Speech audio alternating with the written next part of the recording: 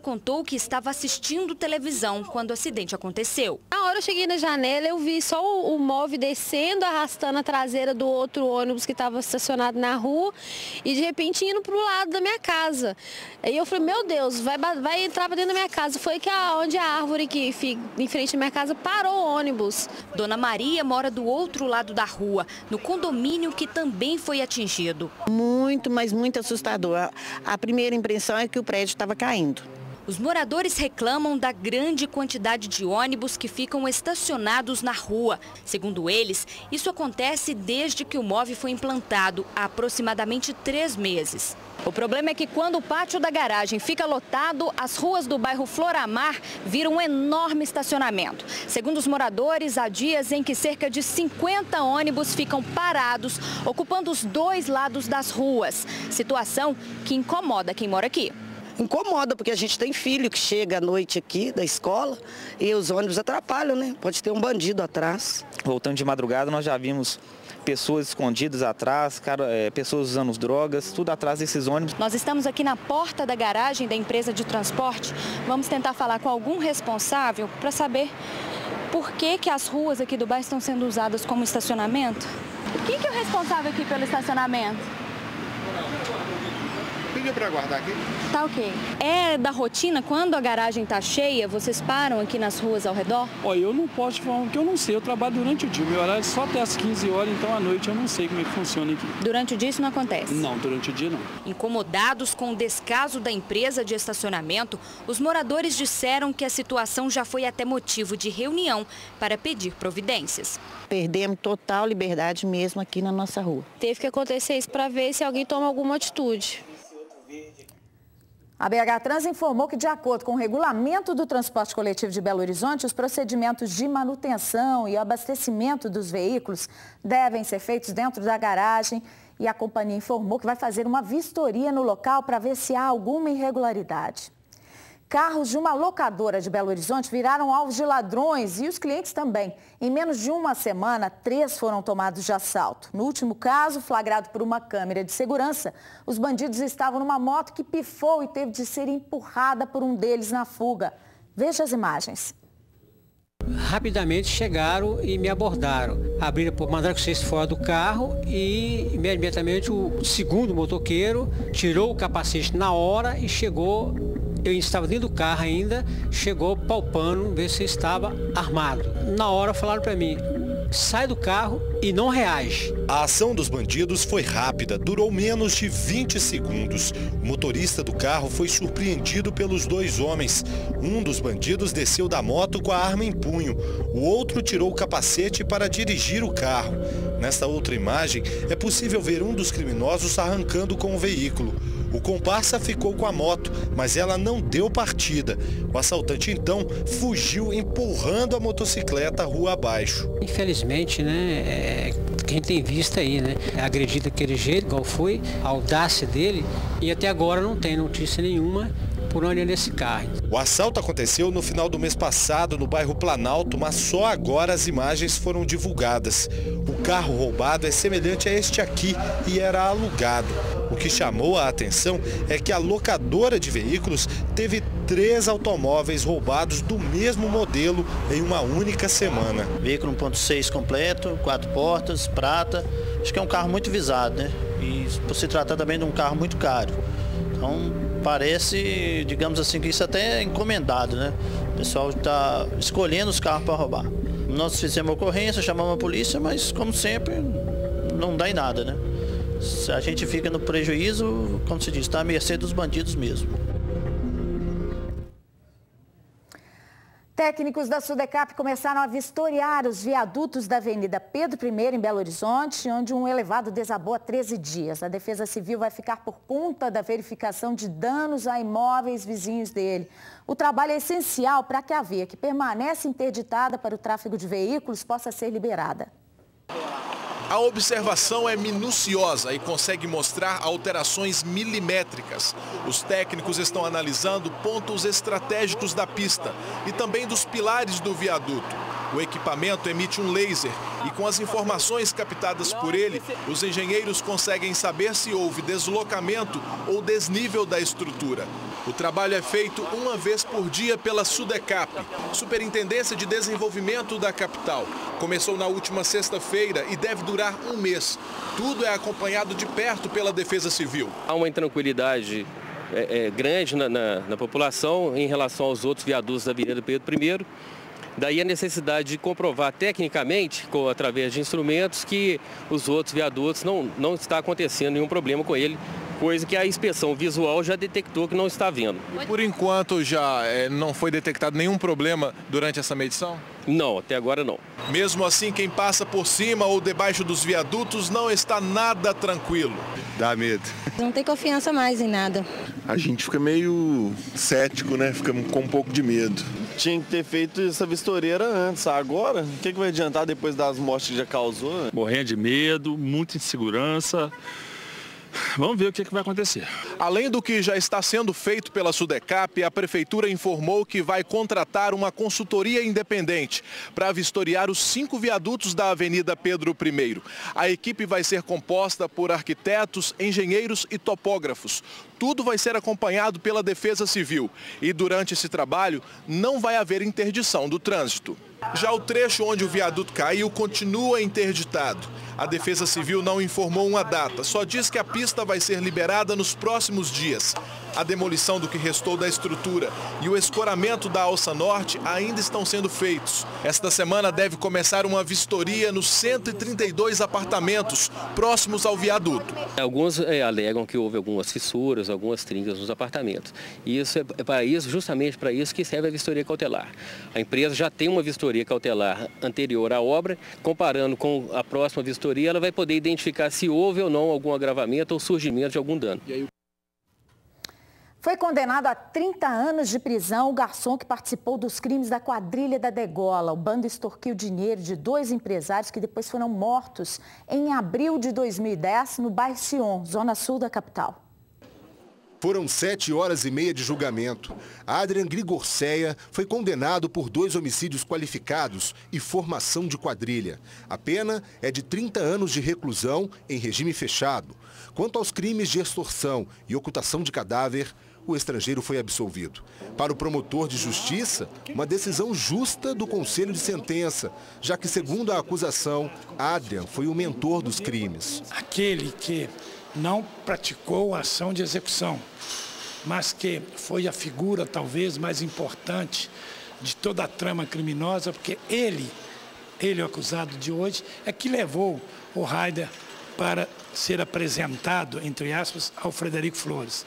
Então, ele que leva a pessoa para essa pessoa ser extorquida e ser assassinada. Adrian fazia parte do bando da Degola, quadrilha composta por 8 pessoas que ficou conhecida por sequestrar, matar, esquartejar e ocultar os cadáveres de 2 empresários em abril de 2010. Raider Rodrigues e Fabiano Moura estariam envolvidos com estelionato e lavagem de dinheiro e, após transferências bancárias, foram executados em um apartamento do bairro Sion.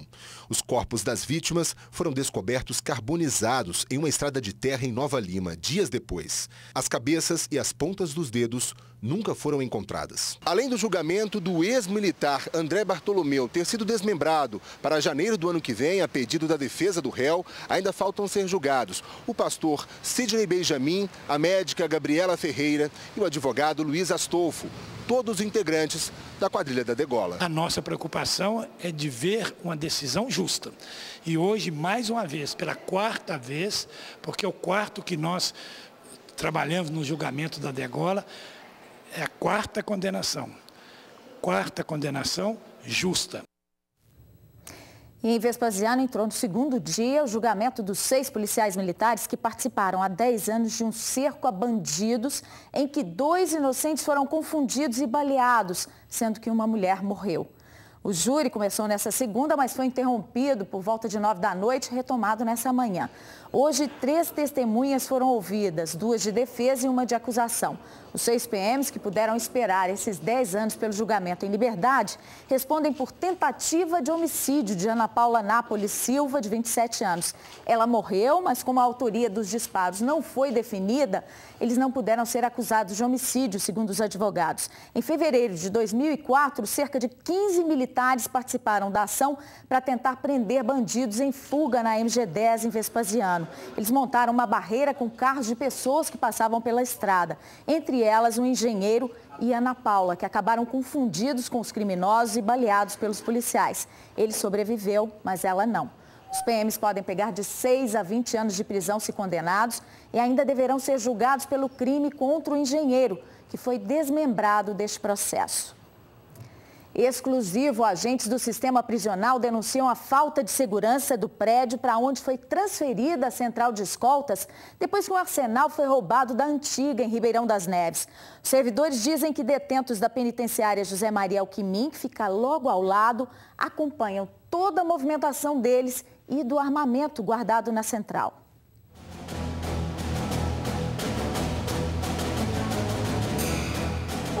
Sem nenhuma barreira humana ou física, leva à região onde estão diversos presídios e a nova central de escoltas. De longe dá para ver um pavilhão onde centenas de detentos cumprem pena.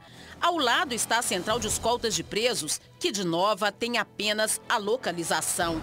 O imóvel antigo estava em desuso quando os agentes foram transferidos após o roubo das armas da outra central. O terreno faz parte do complexo penitenciário José Maria de Alquimim. O entorno é considerado área de segurança, mas os agentes que transportam presos não estão satisfeitos com o atual domicílio. A denúncia dos agentes é de que a nova central de escoltas tem muitas semelhanças com o prédio antigo, de onde foram roubadas várias armas. Segundo eles, o local não tem estrutura própria de segurança e está em mau estado. Com a identidade protegida, estes homens revelam indignação com os riscos e com a falta de condições de trabalho. Segundo eles, do pavilhão vizinho, presos podem acompanhar a rotina da central. E daquele pavilhão é possível que os presos observem toda a rotina dos agentes, inclusive aquele trânsito para buscar armamento e devolver. Então eles têm acesso aos horários. Quando à noite saem todos os agentes, eles sabem que saíram porque o número é reduzido, eles veem as viaturas saindo. E durante o dia eles têm que se deslocar ou para buscar alguma ferramenta ou para buscar atendimento médico na José Maria Alquimim. E nisso eles passam na porta da central e fora os que têm acesso à parte interna, que fazem a limpeza. E que nem sempre são acompanhados, porque muitas vezes durante o dia apenas um líder de equipe permanece na base. Todo o restante sai para fazer serviços e o coordenador nem sempre está na base e raramente ele se encontra lá. Estas fotos mostram o local à noite e o prédio envolvido pela escuridão. Ele serve de abrigo para qualquer pessoa que quiser tentar algum mal contra nós que trabalhamos lá.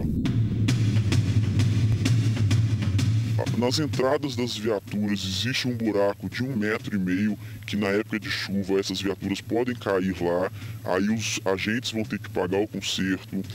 A iluminação não existe, à noite lá apenas um holofote, ele funciona. Lá dentro, banheiros com fios emaranhados, sujeira e desorganização. Armários improvisados, tem lixo para todo canto, fiação pega fogo. A porta que lá existe, ela é totalmente fragilizada. A de dentro, a madeira que já está podre de tanto tempo que ela existe, e a grade de fora, quando o agente, por exemplo, está longe de lá, ela é presa apenas com cadeado, não tem câmeras na porta, o que facilita novamente um roubo. O Sindicato dos Agentes Penitenciários já recebeu as denúncias e considera grave a situação da central de escoltas, que, segundo o presidente, já foi comunicada à Secretaria de Defesa Social. E são denúncias comprovadas. O lugar ainda não é tão vulnerável como a antiga central de escolta, mas é vulnerável, não é cercado, não é murado. Mas o que mais traz indignação é que a gente sabe, pelo fato que aconteceu lá no dia 23 de março, no dia 24 eles foram para esse local, foi um local provisório, mas se passaram mais de 4 meses e a promessa de reformar o local, se tornar um local adequado e digno para que operadores da segurança pública possam ali trabalhar, desempenhar a sua função, não foram cumpridos. Na hora de prometer que vai solucionar os problemas, o Estado foi rápido em dar resposta. Na hora de apurar se havia envolvimento, foi rápido. Na hora de prender as pessoas que participaram, foram rápidos. Mas na hora de dar dignidade ao trabalhador, o Estado está andando em passos de tartaruga.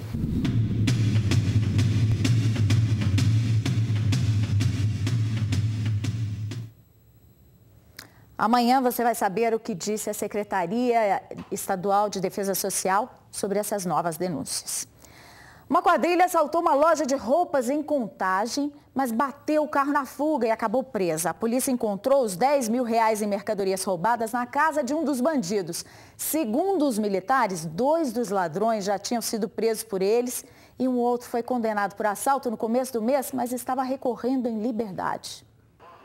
A viatura que perseguiu os assaltantes ficou com a frente completamente destruída depois de bater em um ônibus. Um militar machucou a boca.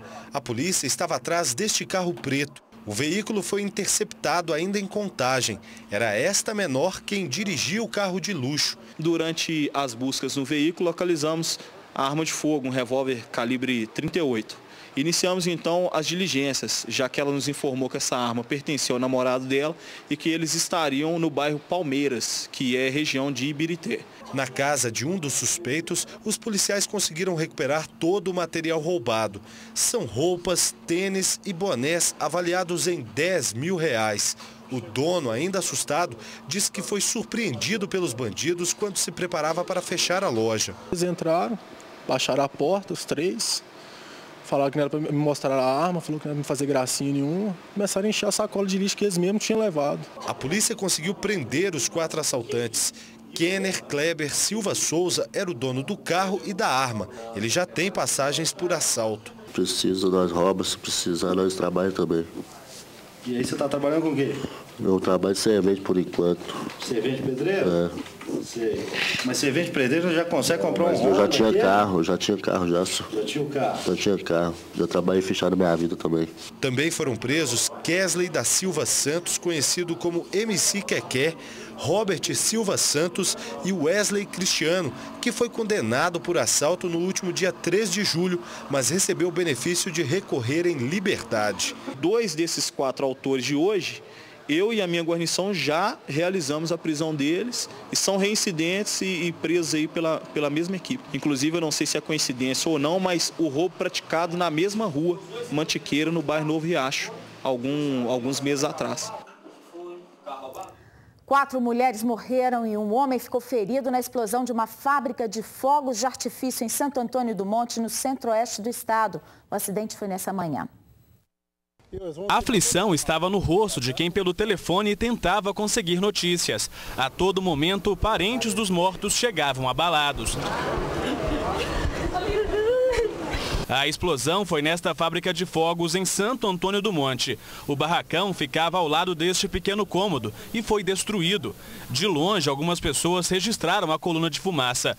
No local, 4 pessoas trabalhavam com pólvora vermelha. A explosão foi bem intensa, então, apesar do barracão ser de alvenaria, houve a destruição dele com as vítimas fatais lá, que são 4 total. As 4 funcionárias morreram na hora. As vítimas tinham entre 25 e 42 anos. Elas eram amigas da Janaína, que trabalha em um setor ao lado e viu tudo. Na hora eu fiquei apavorada, eu só vi que era lá mesmo, sabe? Aí eu gritei, falei, nossa, da Aparecida, no barracão das meninas. Aí eu vi que voltar lastrando. A casa da Nayara fica perto da fábrica. Com a força da explosão, as portas de vidro foram estilhaçadas. Eu acordei assustada. A casa tremeu, mas eu não sabia o que tinha acontecido. Um tiro choco, tá? Explosão choco. E não vi só sair assim para ver aonde que era, porque eu olho aonde que é a fumaça.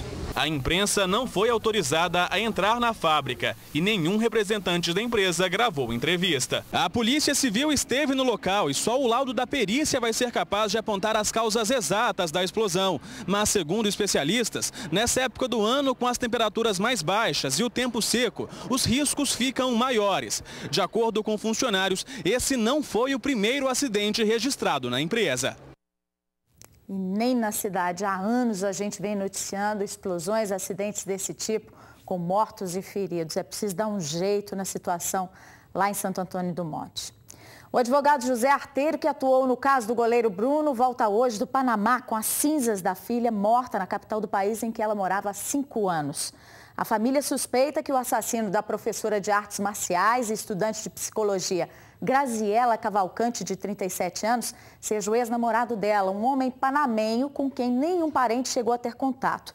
A mulher foi encontrada morta no apartamento em que morava, com várias marcas de agressão.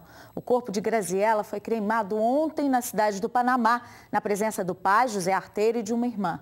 As cinzas serão trazidas ao Brasil hoje. A última homenagem será uma cerimônia reservada no cemitério Parque da Colina, região oeste de Belo Horizonte, nesta quarta-feira.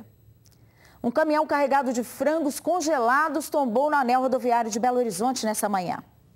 Acidente deixa o trânsito lento no anel rodoviário. Agora, o caminhão atingiu aquele veículo e bateu na mureta aqui no anel, na altura do bairro São Gabriel. Os feridos estão sendo atendidos nessa viatura do SAMU. O motorista do caminhão, esse que está com a jaqueta aqui nos pés, está sendo atendido a uma outra vítima. O que aconteceu?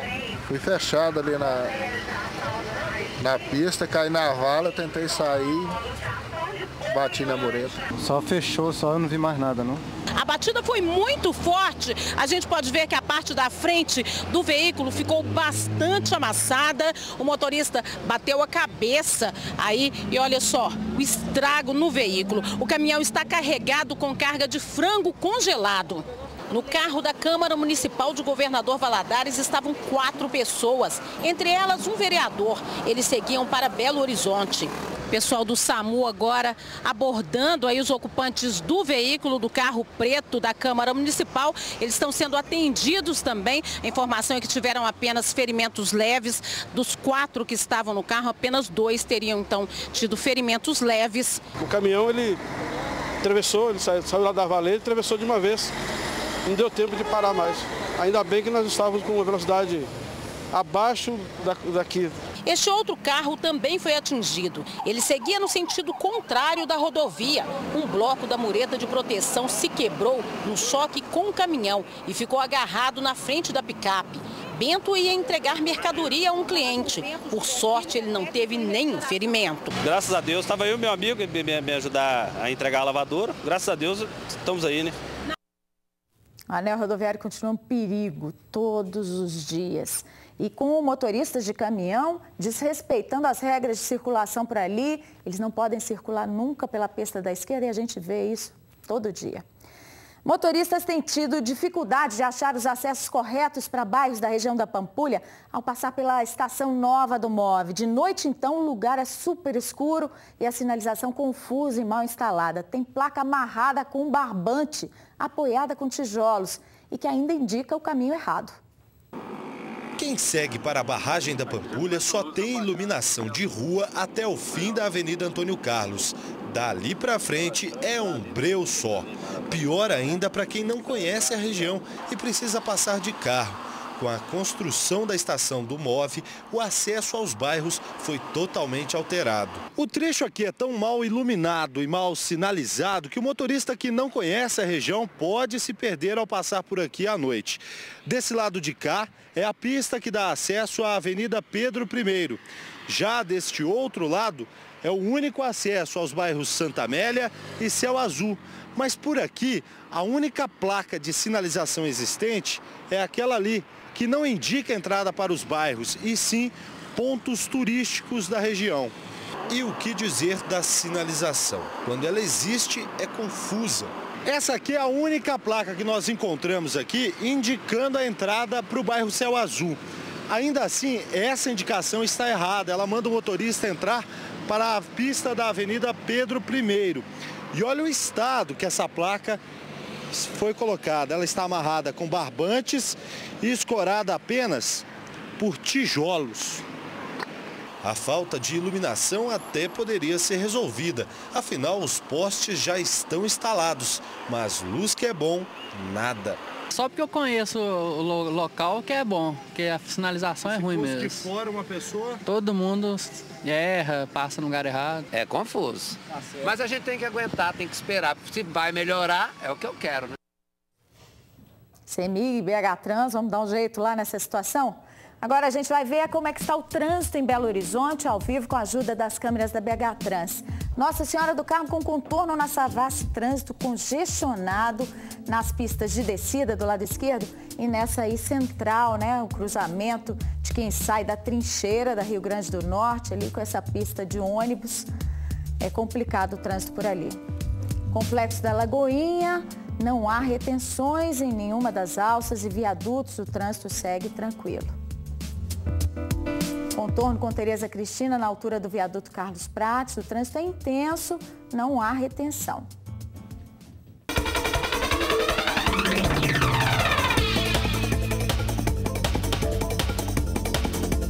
Nesta terça, uma massa de ar frio e seco que atua sobre Minas mantém o tempo estável, com céu ensolarado nas regiões central, norte, sul, triângulo e zona da mata. No leste, o sol aparece entre nuvens. Máxima de 22 graus em Belo Horizonte. A temperatura chega aos 19 em Diamantina, aos 28 graus em Uberaba. Em Ipatinga, os termômetros atingem 21 graus e 23 em Salinas. Belo Horizonte, vista do alto da Serra do Curral, ao vivo, tempo claro, poucas nuvens, a temperatura neste momento é de 23 graus e a umidade relativa do ar está em 53%. A Secretaria de Estado de Turismo e a Municipal da Copa anunciaram hoje um balanço dos 30 dias do Mundial em Belo Horizonte. Veja aí os números. Foram 30 dias de fortes emoções, período em que o futebol uniu nações que sorriram e que choraram. 9,25 foi a nota da FIFA para a organização da Copa no Brasil. Belo Horizonte também foi bem avaliada. Mais de 90% dos visitantes disseram que desejam voltar. Na contabilidade do balanço da Copa, BH deixa um saldo positivo para a população e para os turistas. Grande maioria gostou de ter vindo a Belo Horizonte, gostou da forma como foi recebida, superou as expectativas, indicaria Belo Horizonte como destino turístico para amigos, para parentes. Então isso é muito positivo. Belo Horizonte foi palco de 6 jogos. Recebemos 355 mil turistas, 200 mil estrangeiros. Gente que se divertiu no estádio, nos bares e que aproveitou para conhecer os nossos pontos turísticos. O Circuito Cultural da Praça da Liberdade recebeu 125 mil turistas. O movimento de pessoas no Mercado Central aumentou 40%. Cerca de 200 mil torcedores fizeram a festa na Savassi. E a FanFest também foi sucesso de público. 250 mil pessoas que consumiram 3,5 toneladas de feijão tropeiro e 900 quilos de pão de queijo. Belo Horizonte se mostra não só como uma cidade do turismo de eventos, do turismo de negócios, mas principalmente como um ponto cultural, gastronômico, e essa é uma marca que Belo Horizonte deixou na Copa do Mundo. O transporte público atingiu as expectativas de acordo com a pesquisa da Secretaria de Estado de Turismo, feita com o apoio da Belotour. 100 mil pessoas usaram ônibus para chegar ao Mineirão. 30 mil foram de MOVE. O aeroporto internacional em Confins funcionou sem problemas, mas não teve as obras concluídas a tempo. O aeroporto ainda não foi finalizado, né? As obras serão continuadas agora, são obras de responsabilidade do governo federal. O aeroporto conseguiu absorver esse fluxo, né, da Copa do Mundo. Poderia ter atendido melhor, porque as obras poderiam estar prontas a tempo. E os espaços transformados para abrigar torcedores durante a Copa do Mundo na capital, praças e expominas, aos poucos estão voltando ao normal. Ainda estão sendo desmontadas as estruturas nesses locais de festa e também os tapumes e contêineres instalados no comércio para evitar depredações. Da Copa do Mundo não restou quase nada. Apenas os geradores de energia e essas estruturas que ainda não foram retiradas pela organização do evento. Após a agitação dos dias de festa, está de volta a calmaria. A tranquilidade é que é comemorada por aqui. Foi um mês atípico de comemorações, que todo mundo ficou muito envolvido com a Copa, mas faz falta, né? Todo esse espaço, todo esse verde pra gente. Muito bom quando libera tudo, que tá ótimo agora. A concessionária de veículos ao lado já começou a retirar as estruturas que reforçaram a segurança. A maior parte das concessionárias da Avenida Antônio Carlos também voltaram ao normal, retirando os tapumes e desmontando os pregões. Na Avenida Abraão Caram, restaram poucas lembranças de que ainda na semana passada a Copa do Mundo foi aqui. Apenas as grades de ferro permanecem. Já o Mineirão, o grande palco dos jogos em BH, também dá adeus aos dias do Mundial.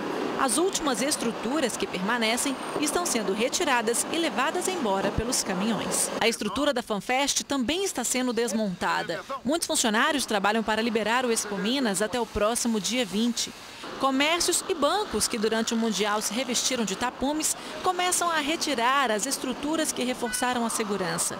Essa loja, que até outro dia estava tampada de cima a baixo, voltou a exibir a vitrine. Agora é hora de tirar porque já acabou a bagunça, né? Então vamos começar a voltar a vida nova de novo. A Savassi, bem, voltou a ser a Savassi. Os banheiros químicos foram embora, as grades também. Bem melhor, né? Porque aqui não dava nem para respirar direito. A gente andava tampando o nariz o tempo todo. Tava insuportável o cheiro daqui. Tava bem horrível, bem tumultuado. Assim é bem melhor, né? A Copa é nossa e agora a Savassi é nossa. É isso, cidade voltando ao normal. No sul do estado, 2 bandidos renderam clientes e funcionários e assaltaram um bar. Foi em Itajubá e a gente vai ver as imagens agora. De cabeça baixada e encapuzados, os criminosos atravessam a rua. Eles abordam as pessoas que estão na calçada do bar. Fazendo ameaças, pedem o dinheiro do caixa. Armados, ainda roubam celulares e outros objetos de valor. 2 indivíduos, um armado de faca e o outro armado de revólver, né? Entraram lá nesse bar Galera e renderam ali, inclusive ali, clientes, né, do bar, né? Levaram ali alguns pertences ali e algum valor em moeda também do bar. Ao sair, disparam um tiro. Por sorte, ninguém ficou ferido. Os donos não quiseram gravar entrevista. Daqui a pouquinho a gente volta com a reabertura de um centro importante que arquiva a nossa história em imagens e áudio. Aguarde. O Centro de Referência Audiovisual de Belo Horizonte está de cara nova. O casarão que abriga os registros históricos em vídeo da cidade foi reformado para preservar as características originais da década de 1920. Veja como ficou e as novidades na programação do CRAVE. O Centro de Referência Audiovisual passou por reformas durante 1 ano e meio.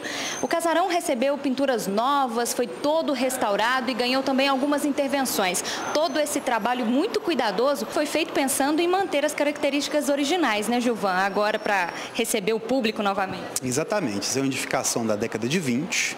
Importante ressaltar que teve um trabalho aqui buscando respeitar a forma de construção dessa edificação nesse período. Então tivemos aí a restauração da fachada principal, das fachadas laterais, uma pintura interna, um tratamento do piso dessa edificação, a fim que a gente possa tratá-la de uma forma mais adequada e mantê-la, né? Afinal de contas, a gente tem um patrimônio histórico que cuida de outro patrimônio histórico da cidade, que é o audiovisual. E amanhã o CRAVE vai estar aberto para o público que quiser visitá-lo, principalmente à noite. Ok, muito obrigada.